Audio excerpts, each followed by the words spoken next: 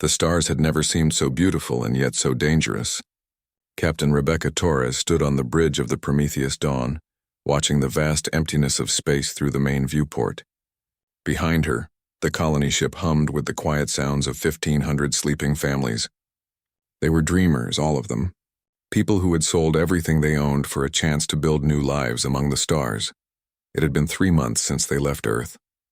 3 months of traveling through the darkness, heading toward a planet that the probe said was perfect. Green valleys, clean water, breathable air, a new home waiting for humanity to arrive. Rebecca should have been excited. Instead, she felt a cold knot of worry in her stomach. "Captain, we're picking up something on the scanners," Lieutenant Chen said from his station. His voice was tight with concern. "Multiple contacts. Large ones. They're not on any of our charts." Rebecca moved quickly to his side. The scanner display showed 6 objects in orbit around their destination planet. They were massive, each one easily twice the size of the Prometheus Dawn. Their design was unlike anything human engineers had ever created. Smooth curves, elegant lines, and they glowed with a soft purple light. "Alien ships," Rebecca whispered. The words felt strange on her tongue. After centuries of wondering if humanity was alone in the universe, here was the answer. They were not alone. "Open all communication channels. Send greetings in every language and frequency we have." The crew worked quickly. They sent radio waves, laser pulses, mathematical sequences, anything that might show they came in peace. For long minutes there was only silence. Then the communication console erupted with sound. A voice speaking perfect English but with an odd rhythm, like music played wrong. "Primitive vessel, you have entered territory claimed by the Crithian Galactic Empire. State your species and submit to immediate inspection." Rebecca exchanged glances with her first officer, Marcus Wade. His dark eyes reflected her own worry. The voice had called them primitive. There was no warmth in those words, no curiosity, only cold authority. "This is Captain Rebecca Torres of the human colony ship Prometheus Dawn. We come in peace. We did not know this system was claimed. We're simply looking for a new home." "Irrelevant," the voice replied. "All space belongs to the Empire. Your presence here is a violation. You will power down your engines and prepare for boarding." Marcus stepped forward. "Captain, we can't let unknown aliens onto a ship full of civilians." "We don't know what they want," Rebecca agreed. Something about this felt wrong. The aliens spoke like they owned the galaxy. Like humanity was nothing more than an annoyance. She took a deep breath and made her decision. "Alien vessel, we respectfully decline. We will leave this system immediately and find another world. There's no need for conflict." The silence that followed was worse than any threat. It stretched on for 10 seconds, 20, 30. Then, without warning, one of the alien ships fired. A beam of bright blue energy lanced across space and struck the Prometheus Dawn's sister colony ship, the New Hope, which had been traveling beside them. The New Hope simply ceased to exist. One moment it was there, carrying 800 souls toward a new future. The next moment there was only an expanding cloud of debris and frozen air. "Evasive maneuvers," Rebecca shouted, but she knew it was too late. The alien ships were moving now, surrounding them like wolves around wounded prey. Another beam struck the third colony ship, the Distant Star. 700 more lives gone in an instant of fire and light. "Why are they doing this?" Chen's voice broke. "We didn't do anything!"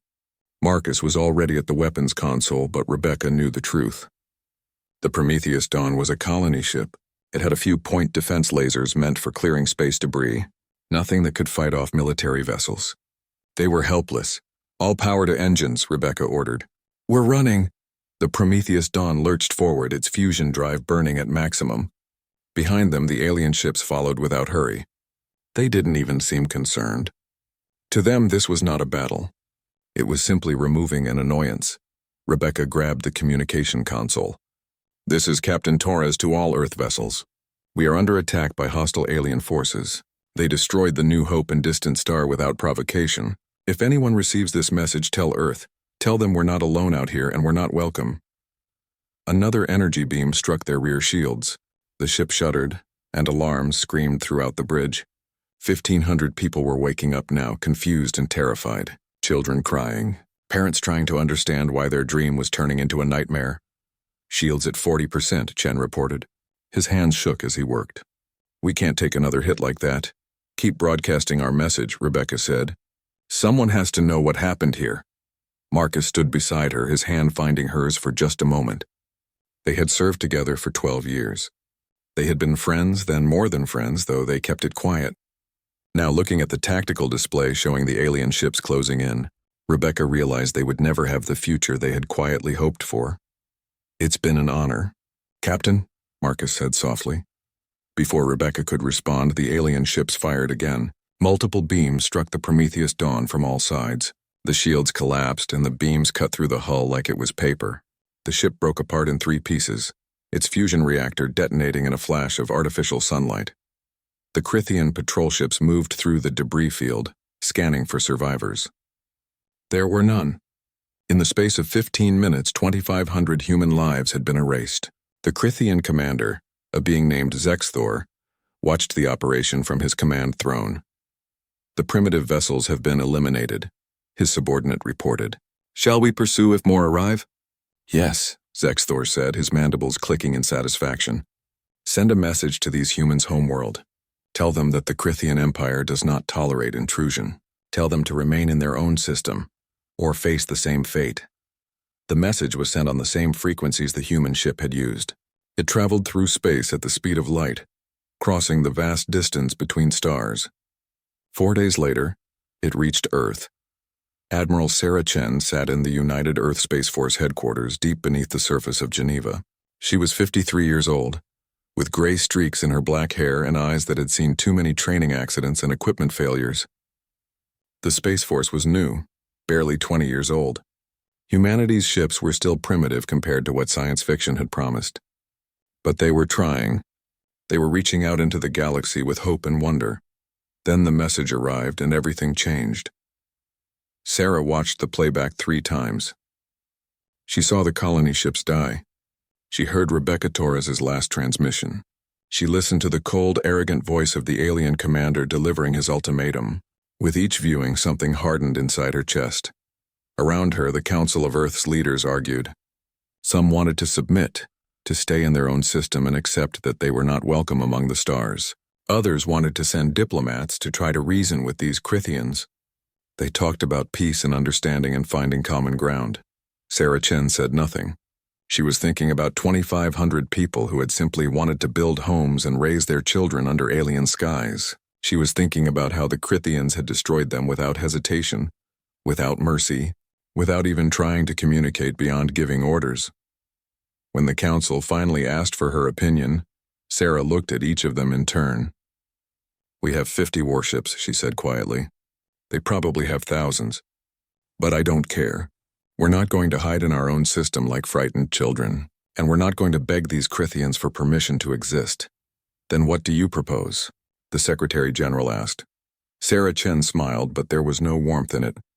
"I propose we show them that humanity doesn't surrender. Ever. Activate Project Fenrir. It's time to wake up the monster." The asteroid belt between Mars and Jupiter had always been a place of mining operations and research stations.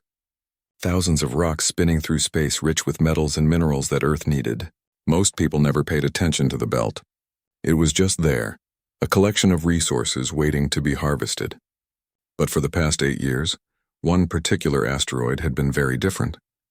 Captain Marcus Hall stood in what used to be the center of a solid rock 3 miles wide. Now it was a vast chamber filled with machinery, computer systems and weapons that made his mining engineer heart sing with pride and terror. This was Project Fenrir. This was humanity's secret. When the Space Force had asked for volunteers to turn an asteroid into a warship, most people thought they were crazy. Marcus had been one of the few who understood the genius of it. You didn't need to build a ship from scratch. You didn't need to worry about armor plating or structural integrity. You just took a rock that had been floating in space for billions of years and hollowed it out. The rock itself became the armor. Nature had already done half the work. "Status report," Marcus said, walking through the massive corridor that had been carved through solid iron and stone. Around him, 50,000 crew members worked at their stations. They had been training for this moment for years.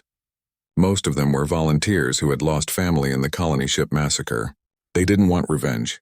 They wanted justice. There was a difference, Marcus told himself. There had to be. "Main reactors are online," reported Commander Lisa Zhang, his second in command.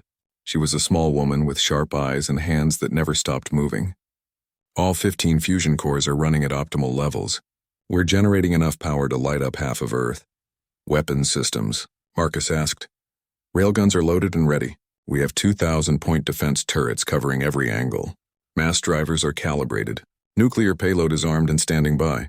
Lisa paused, checking her tablet. Sir, the energy signature we're putting out is massive.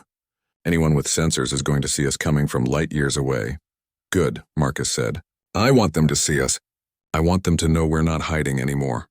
The Ragnarok, that's what they had named it, after the Norse legend of the end of the world. It was an appropriate name for a ship designed to fight a war that humanity couldn't win through conventional means. The ship was 50 kilometers long, covered in armor that was measured in meters of solid rock and metal. It looked nothing like the sleek warships that other species built. It looked like exactly what it was, a giant hammer forged to smash through anything in its way. Admiral Sarah Chen's face appeared on the main screen.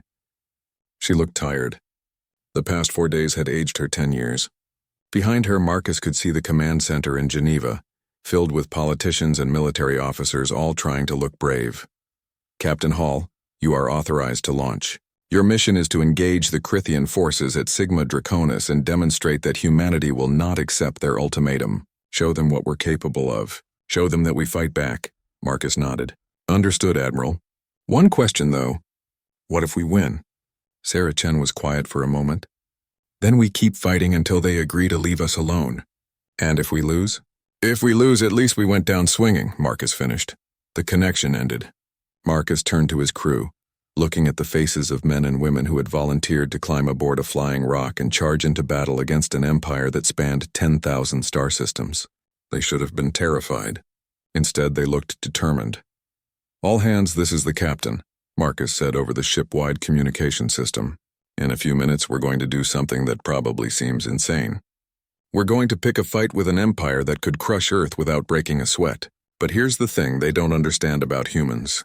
We don't care about the odds. We care about what's right. They murdered 2,500 innocent people because they could, because they thought we were primitive and weak. Today, we show them they were wrong. Today, we teach the galaxy that humanity does not bow. Stations, everyone? Let's wake up this monster. The Ragnarok began to move. Thousands of maneuvering thrusters fired along its surface, pushing the massive rock out of its orbit. It was slow at first, ponderous.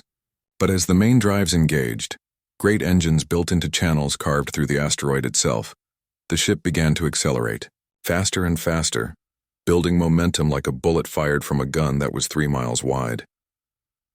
In the command center, Marcus watched the tactical display. The journey to Sigma Draconis would take 6 days at maximum speed. 6 days to prepare. 6 days for the crew to train and drill and get ready for a battle that most of them wouldn't survive. Far away, in the command chamber of a Crithian battleship, Admiral Zexthor received a report from his science officer. Sir, we're detecting an unusual energy signature from the direction of the human homeworld. It's enormous. Unlike anything we've seen before. Zexthor's 4 eyes focused on the data. The energy readings were indeed massive, but the source was moving slowly. Too slowly to be any kind of advanced warship. What is it? We're not certain, sir. The signature suggests multiple fusion reactors operating simultaneously. Perhaps a mobile space station or a manufacturing facility. A space station? Zexthor clicked his mandibles in what humans would have called laughter. The humans are so desperate they're sending civilian infrastructure to fight us. Pathetic. Continue monitoring but maintain focus on our standard patrol routes. If this station approaches, we'll destroy it as easily as we destroyed their colony ships. The science officer hesitated. Sir, the energy readings suggest weapons. Many weapons, and the mass of the object is significant. Approximately 15 billion tons. Impossible, Zexthor said. No species builds warships that large. The energy requirements alone would be prohibitive. It must be a reading error or some kind of decoy. The humans are primitive. They barely have faster than light travel. They cannot threaten the Empire. But even as he spoke, Zexthor felt a small flutter of doubt. The humans had surprised them by even reaching other star systems. Their technology was crude but functional, and there was something in the way they had fought back during the colony ship incident. They hadn't begged or pleaded. They had tried to run, yes, but they had also kept broadcasting their defiance until the very end. Increase patrol readiness, Zexthor ordered, and send a message to High Command. Inform them that the humans may be attempting a retaliatory strike. Request additional ships to reinforce Sigma Draconis. High Command's response came within hours. Request denied. The humans are not a threat. Do not waste the Empire's resources on primitive fears. If they attack, destroy them. That is your only authorization. Zexthor read the message 3 times. The High Command was confident, as they had been confident for 10,000 years of conquest. The Crithian Empire had never lost a war. They had crushed hundreds of species, absorbed countless worlds. Why would these humans be any different? But Zexthor had been a soldier for long enough to trust his instincts. Something about this felt wrong. The humans should have surrendered. They should have begged for mercy. Instead, they were sending something toward his position. Something big.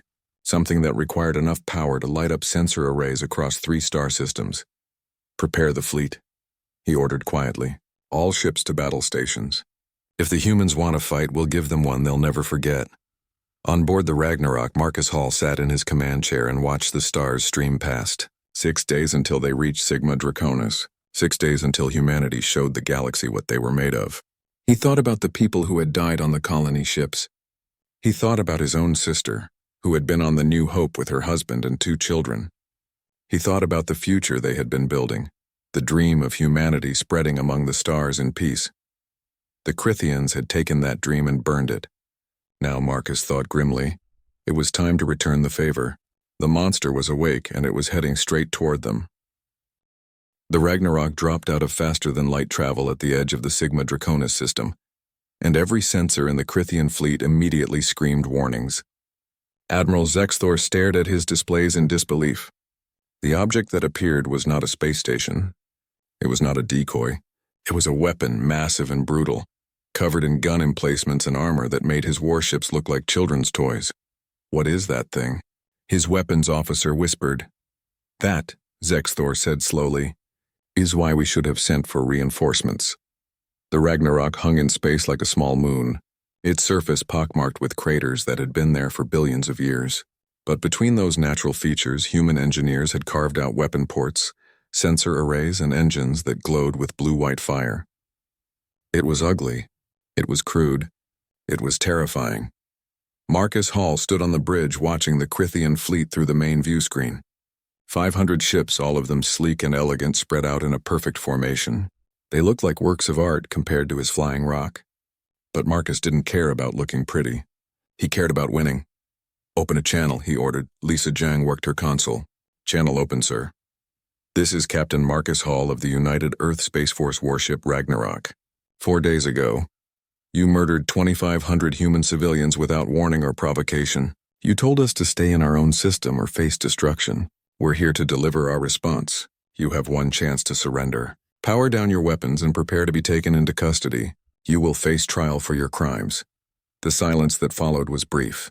Then Zexthor's voice came through, translated into English by computers that couldn't quite hide his contempt. You are one ship facing 500. You are primitives who barely know how to leave your own planet. You will be destroyed, and then we will visit your Earth and show your people what happens to those who defy the Empire. Marcus smiled without humor. Wrong answer. All stations, weapons free. Let's show them what human engineering can do. The Ragnarok opened fire and space itself seemed to tear apart. 2,000 railguns fired simultaneously, launching projectiles at a significant fraction of the speed of light. The rounds were simple chunks of metal, nothing fancy. But when something hits you at that speed, fancy doesn't matter. Physics does the work. The first wave of Crithian ships raised their shields, confident in their technology. The shields were designed to disperse energy weapons to deflect plasma and lasers. They had protected Crithian vessels for thousands of years. They were utterly useless against solid projectiles moving at relativistic speeds. 15 ships simply exploded. The metal rounds punched through shields like they weren't there, then continued through the hulls, through the crew compartments, through the engines. One moment the ships existed. The next moment they were clouds of glowing debris. Return fire, Zexthor screamed. All ships concentrate fire on that monster. The Crithian fleet responded with practiced precision. 500 ships fired plasma cannons, energy beams, and missiles. The sky lit up with enough firepower to level a continent. All of it converged on the Ragnarok. On the human warship, alarms wailed as the first impact struck. The outer layer of rock armor vaporized under the assault, turning to dust and gas. Weapons emplacements exploded. Armor plates the size of buildings cracked and shattered. But underneath there was more rock. More metal. More armor. The Ragnarok had been designed with one simple principle in mind. Take the hit and keep fighting. Damage report, Marcus called out, gripping his chair as the ship shuddered. Sections 40 through 55 are gone, Lisa reported, her voice steady despite the chaos. We've lost 200 gun emplacements. Hull breach in residential section C, sealing bulkheads now. Casualties. 300 dead. 800 wounded. Marcus felt each number like a knife to his heart. 300 people who had volunteered to crew this ship, who had believed in Earth's right to exist among the stars. But this was war, and war demanded payment in blood. Continue firing, he ordered, and activate the mass drivers. Load nuclear payloads. Deep in the heart of the Ragnarok, mechanisms that were larger than most buildings came to life.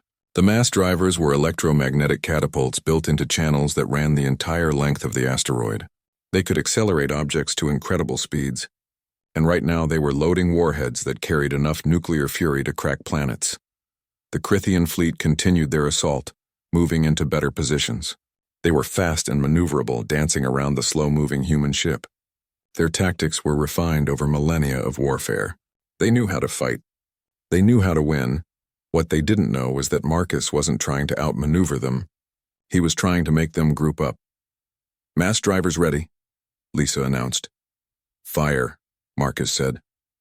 4 projectiles launched from the Ragnarok, each one accelerating to nearly 20% the speed of light. They crossed the distance to the Crythian fleet in seconds. The alien ships tried to evade, but you can't dodge something when the warning comes too late. The projectiles were aimed at the center of their formation, where the ships were clustered together for maximum firepower.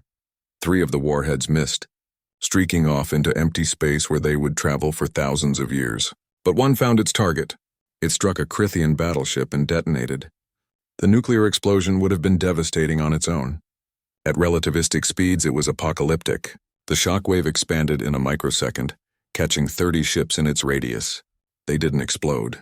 They simply ceased to exist, converted to their component atoms by forces that matched the birth of stars. Zexthor watched in horror as a tenth of his fleet vanished. Retreat! All ships fall back to maximum range. But the Ragnarok was moving now, its engines pushing the massive rock forward. It was slow compared to the Crythian ships, but it had momentum.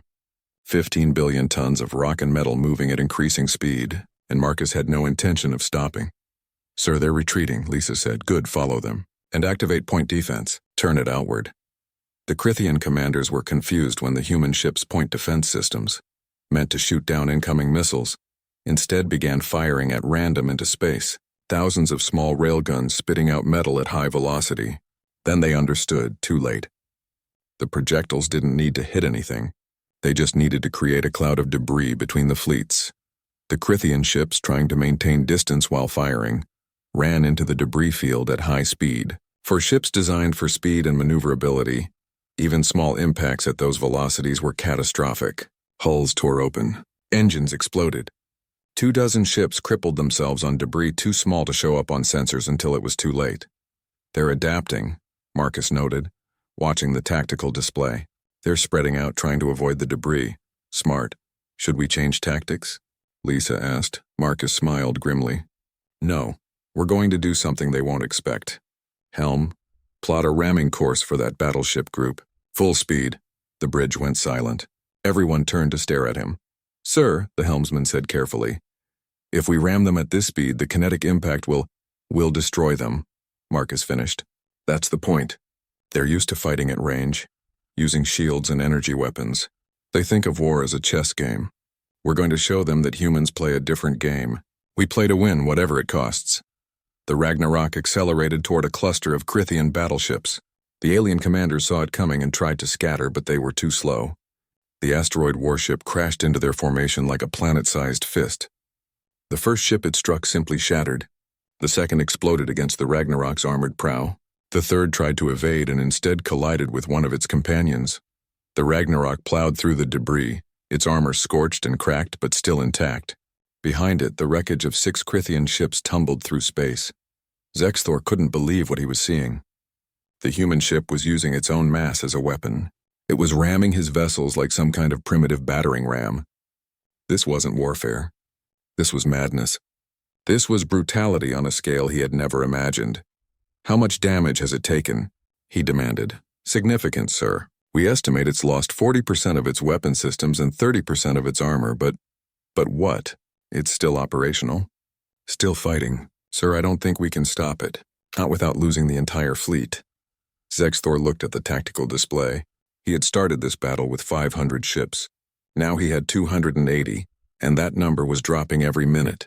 The human ship was dying, yes, but it was taking so many of his vessels with it.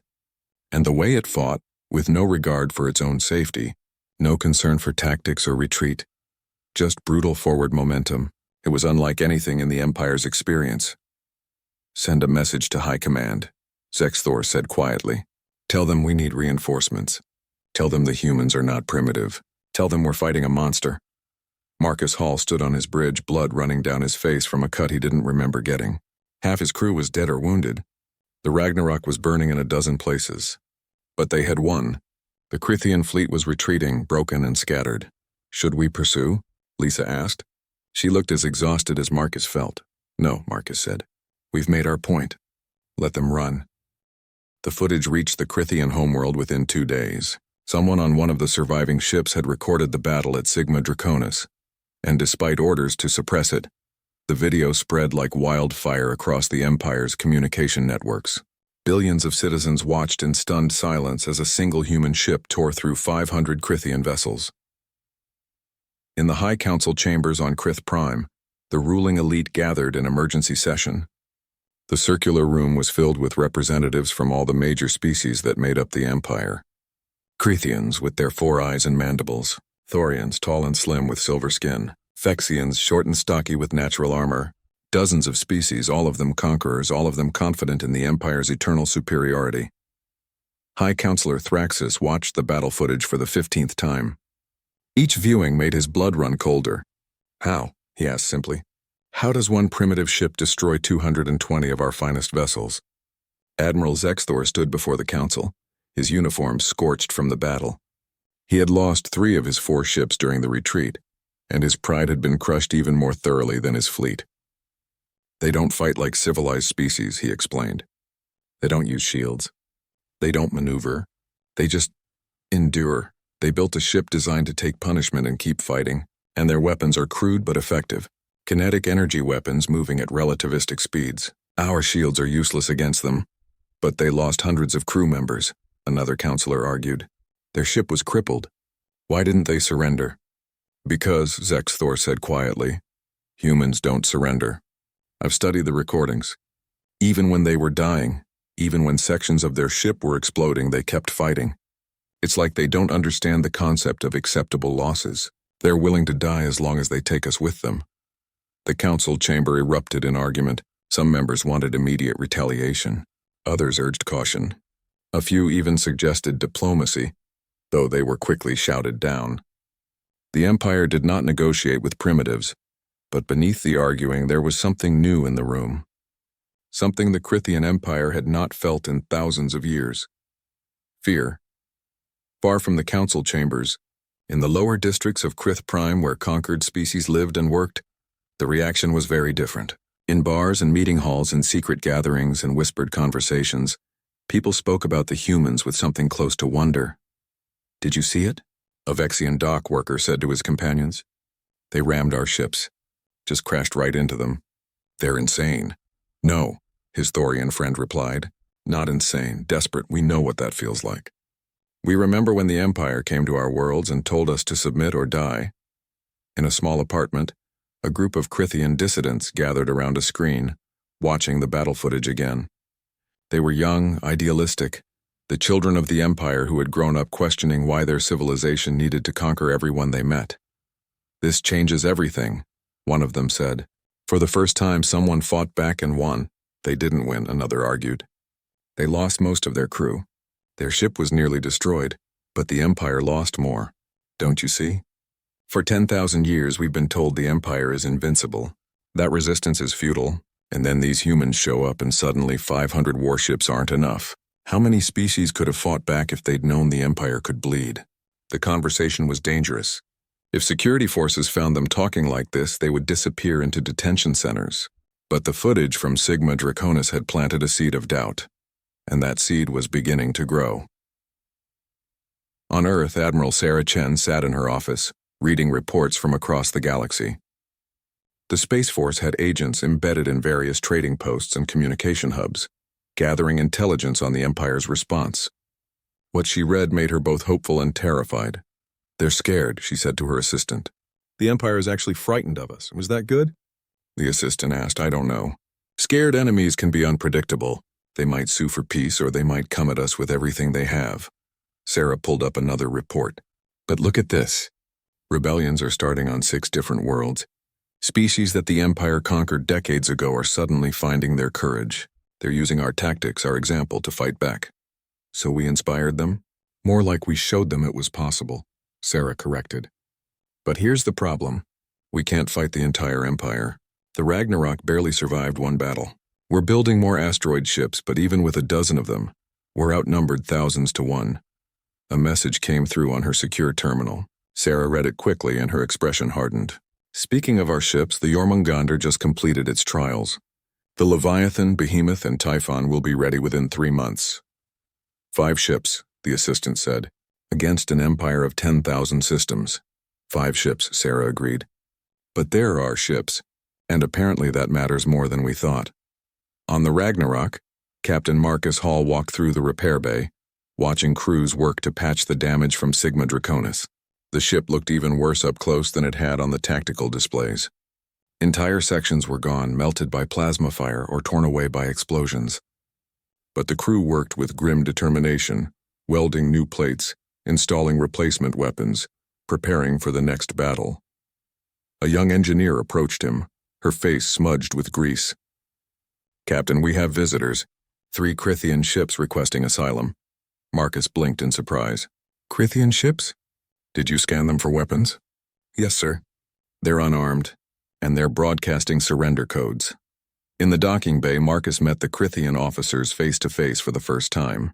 They were tall, covered in chitinous plates that served as natural armor. Their 4 eyes tracked his movements nervously. The leader stepped forward and performed what Marcus assumed was a salute. "I am Commander Thrix of the Crithian Defense Fleet. We request political asylum." "Why?" Marcus asked bluntly. Thrix's mandibles clicked in what might have been embarrassment. "Because we have seen the truth. The Empire told us we were fighting primitives, animals who barely understood technology. Then we watched the footage from Sigma Draconis. You are not primitives. You are warriors. And the Empire is sending us to die fighting you because they're too proud to admit they were wrong." "How many others feel like you do?" Marcus asked. "More than you'd think. Most are too afraid to act, but the doubts are there. You did something we thought was impossible. You hurt the Empire. You made them bleed. And now we're questioning everything we were taught about Imperial superiority." Marcus studied the Crithian commander for a long moment. "If I grant you asylum, you'll be traitors to your own people. The Empire will hunt you. Your families will be in danger." "We know," Thrix said simply. "But we watched you fight. We saw how your crew kept working even as sections of your ship exploded. We saw how you rammed our vessels because you had no other choice. That's not primitive. That's courage. Real courage. Not the kind the Empire teaches in propaganda videos. If there's going to be a war, we want to be on the side that fights for survival, not conquest." Marcus made his decision. "Then welcome to the Ragnarok. We can use people who know how Crithian ships work. But understand this, if you betray us, if you endanger my crew, there won't be a trial." "Am I clear?" "Perfectly clear, Captain." As the Crithian defectors were processed and assigned quarters, Marcus returned to his ready room. Lisa Zhang was waiting there with more reports. "Sir, intelligence says the Empire is mobilizing. They're pulling ships from garrison duties across the galaxy. Looks like they're planning a major offensive." "Against Earth?" "Unknown. But they're gathering a fleet at Krith Prime. Estimates suggest at least 5,000 vessels." Marcus sat down heavily. 5,000 ships. Even with all of Earth's asteroid warships, they couldn't fight those numbers. They would be overwhelmed, crushed, destroyed. "There's more," Lisa said quietly. "Admiral Chen is sending us new orders. She wants the Ragnarok and the 4 new ships to prepare for an attack." An attack? On what? Lisa pulled up a star chart. At the center was Krith Prime, the heart of the Empire. She wants us to hit them where they live. Take the fight to their capital. She thinks if we threaten their homeworld, they'll be forced to negotiate. That's insane, Marcus said flatly. We'd never make it through their defenses. Probably not, Lisa agreed. But what's the alternative? We wait for them to come to Earth with 5,000 ships? At least this way we control the timing. We strike first, we strike hard, and we make them understand that conquering humanity will cost more than they're willing to pay. Marcus looked at the star chart. At the glowing marker representing Krith Prime, it was a suicide mission. Everyone knew it. But Lisa was right. Sitting and waiting for the Empire to crush them wasn't a strategy. It was just slow death. Contact Admiral Chen, he said. Tell her the Ragnarok will be ready. And tell her we're going to need every ship humanity can spare. Because if we're going to Krith Prime, we're not going to knock politely.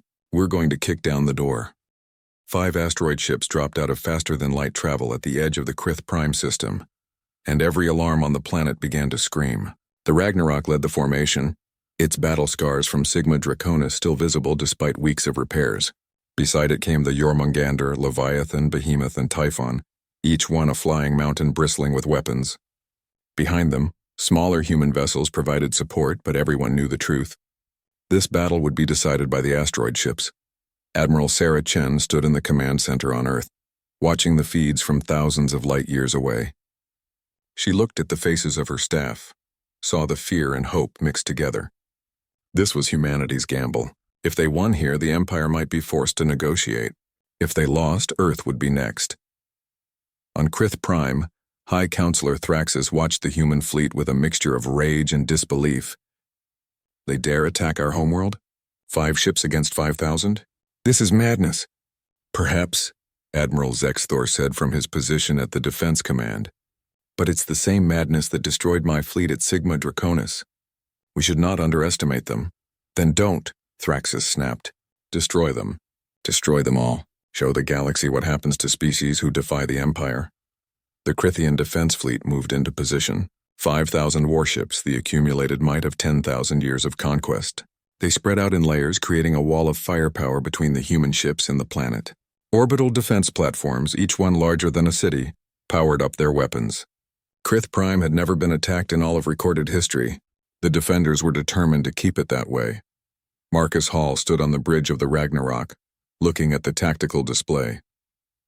The odds were even worse than he'd expected. 5,000 ships, hundreds of defense platforms, planetary shields that could withstand asteroid impacts, and they had 5 ships and a dream. This is Captain Hall to all vessels, he broadcast to the human fleet. I'm not going to lie to you. Most of us aren't going home, but our families are back on Earth, and the Empire wants to do to them what they did to our colony ships. That's not happening. Not today, not ever. We're going to hit them so hard they'll remember it for the next 10,000 years.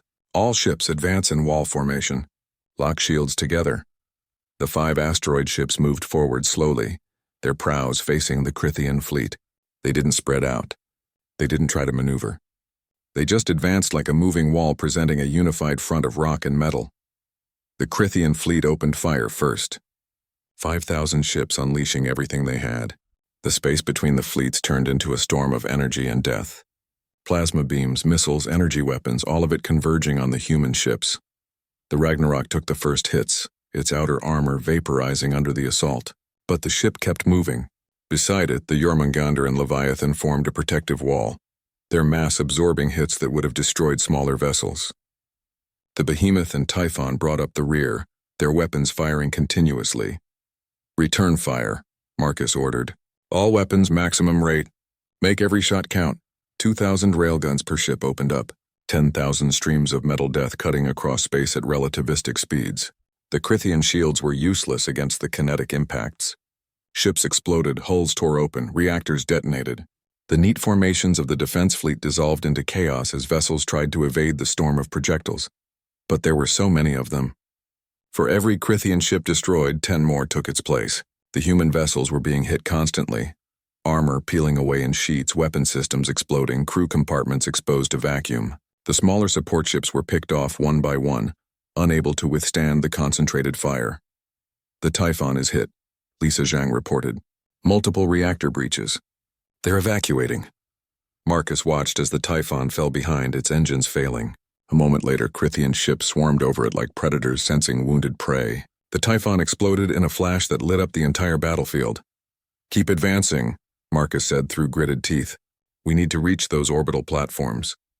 The 4 remaining asteroid ships pushed forward, closing the distance to the defense platforms. The Crithian fleet tried to stop them, ships throwing themselves into the path of the human advance. Some tried ramming attacks, copying human tactics, but momentum favored the asteroid ships. When a Crithian vessel crashed into the Ragnarok, it was the Crithian ship that shattered. Hour after hour, the battle continued. The behemoth lost half its mass to concentrated fire but kept shooting. The Leviathan was burning along its entire length, but its railguns never stopped firing. The Jormungandr rammed through a group of Crithian battleships, using its bulk as a battering ram.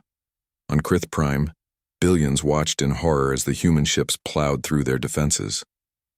The orbital platforms fired continuously, their massive weapons capable of cracking continents. But the human ships absorbed the punishment and kept coming. "They're not stopping," Sexthor said quietly. "They know they're dying, but they're not stopping."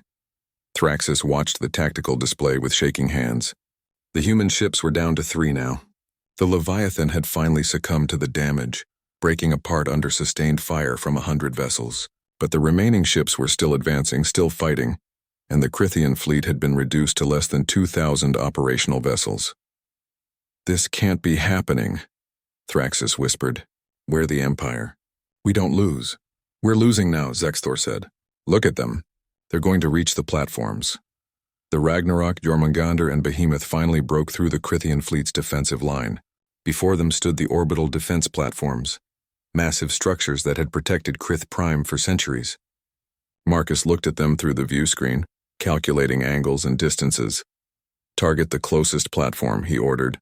"Mass drivers, nuclear payload. Fire everything." The 3 ships launched their remaining nuclear warheads. At relativistic speeds, the impacts were catastrophic. The first platform exploded, its destruction visible from the planet's surface. The second platform tried to shoot down the incoming warheads but was overwhelmed. It broke apart, pieces falling toward the atmosphere below. "Sir, we're receiving a transmission from the planet," Lisa said. "It's High Counselor Thraxus," Marcus nodded. "Put him through." The Crithian leader appeared on screen. He looked older than in the propaganda videos, his mandibles drooping with exhaustion. "Human Commander, I request a ceasefire." "You're in no position to request anything," Marcus replied. "You attacked our civilians. You threatened our homeworld. You brought this on yourselves." "I know," Thraxus said quietly. "And I'm asking you to stop before more lives are lost. Both your people and mine." Marcus looked at his tactical display. The Ragnarok had lost 80% of its weapons. The ship was more wreckage than vessel at this point, held together by the determination of its remaining crew. The Behemoth was drifting, its engines dead. Only the Jormungandr was still combat capable, and it was running low on ammunition. "What are you offering?" Marcus asked. "Complete withdrawal from human space," Thraxus said. "Reparations for the colony ships you lost. A non-aggression pact that will be honored and the punishment of those responsible for the initial attack." "Including yourself?" Thraxus was silent for a moment. "Including myself. I approved the attack. I told our forces that humans were primitives who could be brushed aside. I was wrong, and I will face consequences for that mistake." Marcus wanted to say no. He wanted to keep fighting, to make the Empire pay for every human life lost. But he thought about his crew, bleeding and dying in the corridors of the Ragnarok. He thought about Earth, vulnerable and waiting. And he thought about his sister, who would never see the stars because the Empire had decided humans weren't worthy. "Admiral Chen," Marcus said, opening a channel to Earth. "Recommend we accept the ceasefire. We've made our point. The Empire knows we can hurt them. Continuing this fight gains us nothing."